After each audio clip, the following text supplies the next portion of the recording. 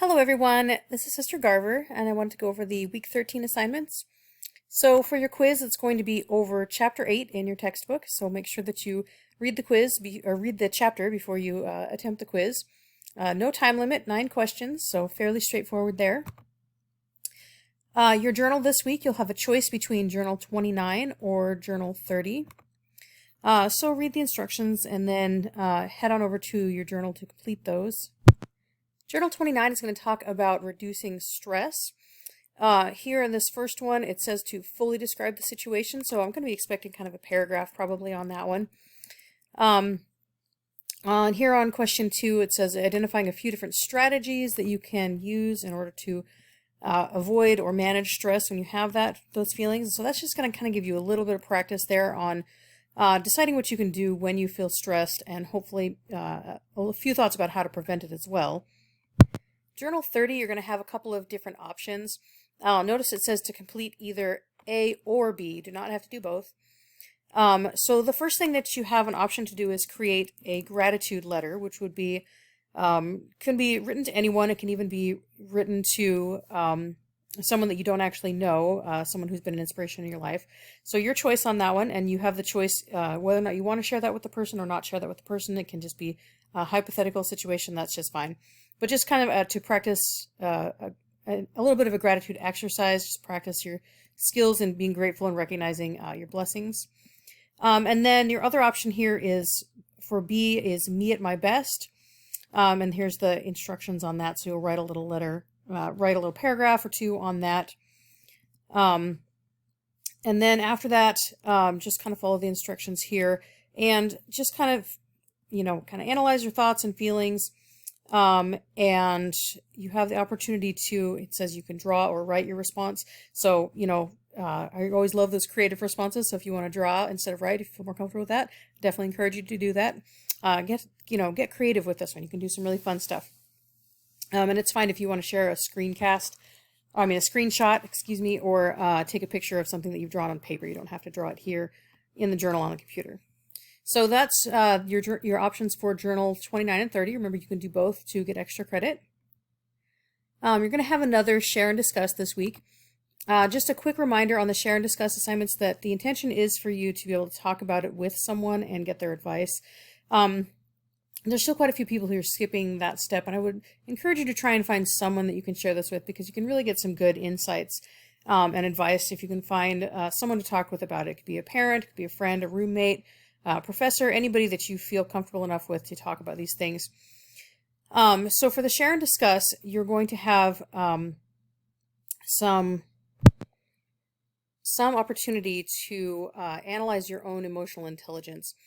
And so I've noticed that there's kind of an issue getting this. It says here that you can use the template. I tend to have an issue with getting that template to load, so just go ahead and find it in your workbook. It says located after journal 27. If you go directly to journal 27, you're going to notice that right after journal 27 is your chapter notes. That's not what we're talking about. It's actually right after that. So just keep scrolling along. And then you'll come to your assessing your emotional intelligence quiz. So you'll have this little quiz that you'll do just to kind of get an idea of where you're at with your emotional intelligence. And then after you fill out the little emotional intelligence quiz, you're going to discuss that with whatever person you choose and kind of get their advice on that. Right here, it says here to not choose someone who will tell you what you want to hear. It's very much optional of who you want to share this with. It's going to be very personal, and so you may not want to share it with just anyone. So choose someone that you feel comfortable sharing this with, and see if you can get some honest feedback on how they feel your emotional intelligence is. And of course, as always on the share and discuss, make sure to write down the name and the advice of the person that you talked to about the share and discuss assignment. This week we will have our final academic skill plan, which is about speech and presentation. So again, pretty standard. You'll identify your situation and make a goal for improving your public speaking skills. I know that a lot of people have issues with public speaking. And I sometimes hear, I don't feel comfortable with public speaking. You don't have to go out and give a speech somewhere in order to practice this. You can practice in front of the mirror. You can record yourself. You can present you can read out loud to someone. You can present something in front of someone that you've already written. It doesn't have to be a super complicated thing. Just choose something that you'd like to improve in your public speaking abilities. You could write out a church talk that you plan to give. There's a lot of options for this. So please don't tell me on there that I didn't have to give a speech this week, so I didn't really work on this goal.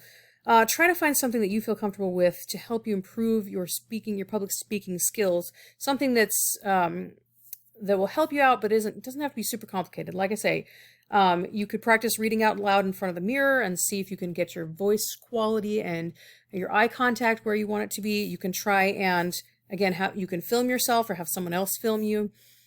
See what your body posture is like. There's a lot of different goals that you can use in order to try and improve your speech and presentation skills. So hopefully you'll come up with a creative way to work on this goal this week. If you're not sure if your goal will work, maybe just leave me a comment so I can look at yours early on in the week to make sure. If you're not sure, say, will this goal work, then just, leave me a little comment and I'll look at it and just let you know. So the last thing that you'll have for this week is the end of course evaluation. And the end of course evaluation is slightly different than the instructor evaluation. The instructor evaluation is specifically talking about me and how you feel that I can improve.